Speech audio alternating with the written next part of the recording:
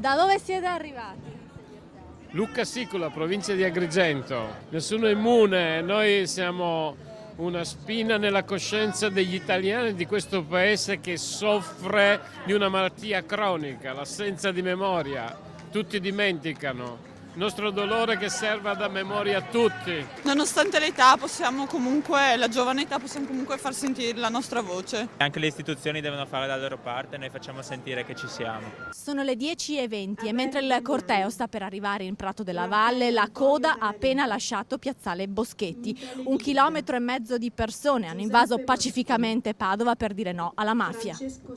Oltre 50.000 persone, la gente per bene. Ecco Padova, il Veneto, l'Italia tutta che dice no alla mafia. Sono arrivati da tutto il paese per ricordare chi è stato ingiustamente ucciso, magistrati, poliziotti, carabinieri, giornalisti, cittadini che si sono ribellati alla mafia.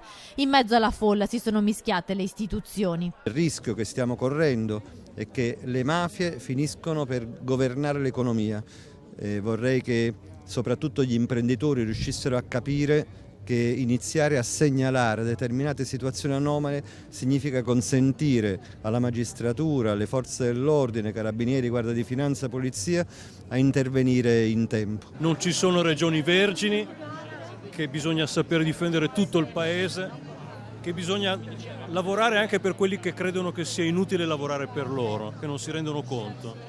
E poi è un momento in cui c'è molto bisogno di valori profondi.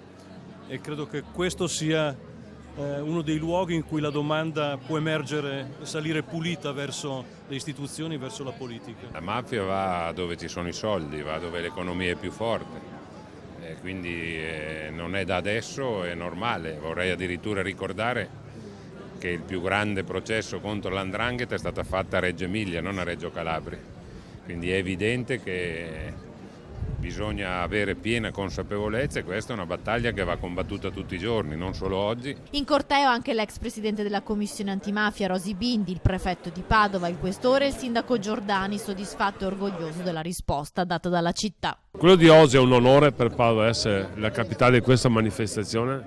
È una città molto attenta, una città laboriosa che lavora, che non accetta le infiltrazioni.